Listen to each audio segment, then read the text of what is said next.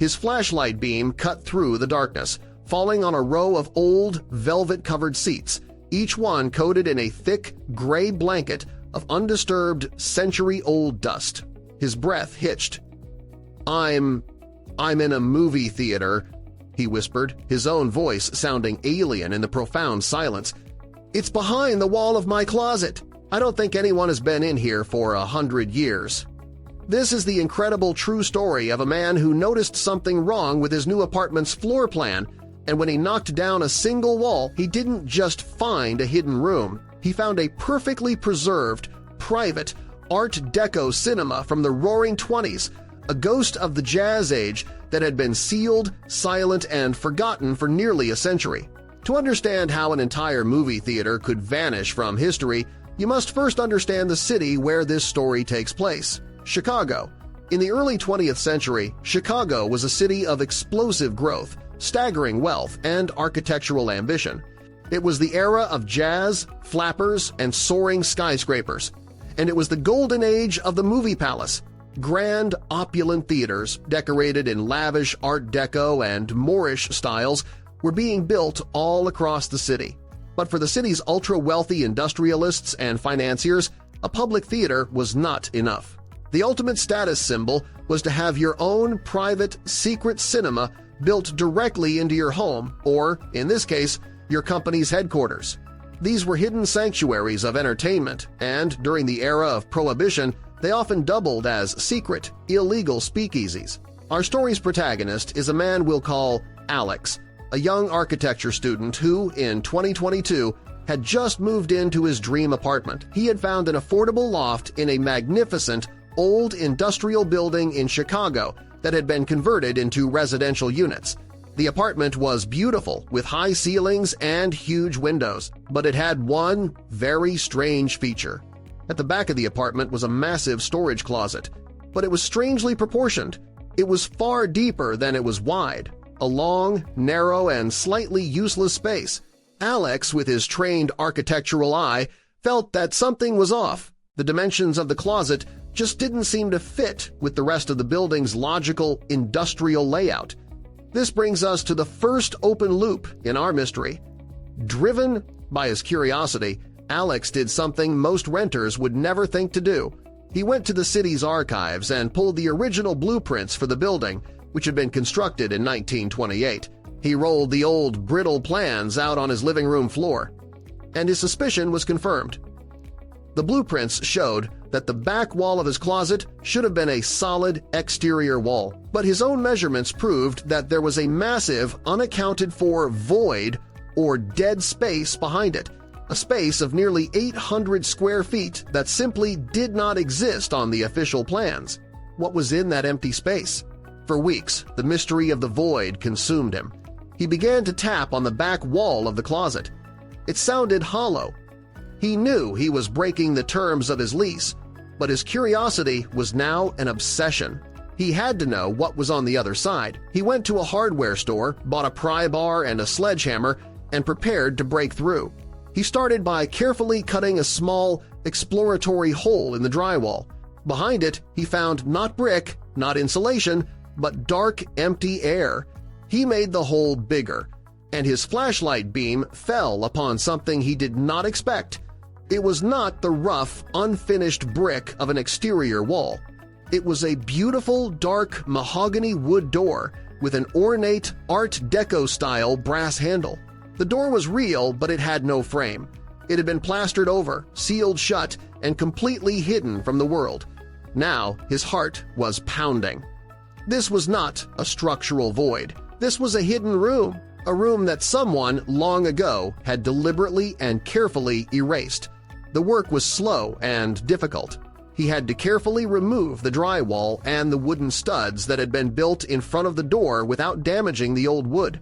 Finally, after hours of work, the secret door was fully exposed. It was locked. Using his pry bar, he carefully worked on the old lock mechanism. With a loud, splintering crack, the ancient lock gave way. He took a deep breath, pulled on the brass handle, and the heavy wooden door groaned open on its long, silent hinges. A wave of cool, incredibly stale, and perfectly dry air The air of a sealed time capsule rushed out to meet him. It smelled of old velvet, dust, and something faintly sweet like spilled perfume from a bygone era. He shone his flashlight through the doorway. The beam was swallowed by a darkness so profound it felt solid, but he could just make out the shapes of what looked like rows of seats and the faint golden gleam of an ornate archway in the distance. He gripped his phone, his hand shaking slightly as he hit record. He took one step and then another, crossing the threshold from his modern 21st century apartment and stepping directly into the lost, silent world of the Roaring Twenties. As Alex stepped through the doorway, his flashlight beam cut through the absolute century-old darkness. The beam landed first on a row of ornate, velvet-covered seats, their rich, burgundy color now muted under a thick, gray blanket of undisturbed dust. He panned his light across the room, more rows of seats. A small, elegant stage at the far end, framed by a beautiful, geometric Art Deco proscenium arch. The walls were adorned with gilded plaster reliefs. It was a movie theater, a small, perfect, and completely private movie theater that had been sealed away from the world and frozen in time. This was the unbelievable answer to the mystery of the void behind his closet. He explored the space with a sense of profound, almost sacred awe. Every surface was coated in a layer of fine dust that had taken nearly 100 years to settle. It was a perfect time capsule. He walked down the main aisle and stood before the small stage. To the side, he noticed another, smaller, and almost completely hidden door designed to look like part of the wood-paneled wall. He pushed it open. This was another open loop, another mystery. Where did this second secret door lead? Behind it was not a storage room. It was a small, intimate, and perfectly preserved Prohibition-era speakeasy bar. A beautiful, dark wood bar stood against the far wall, with a brass footrail.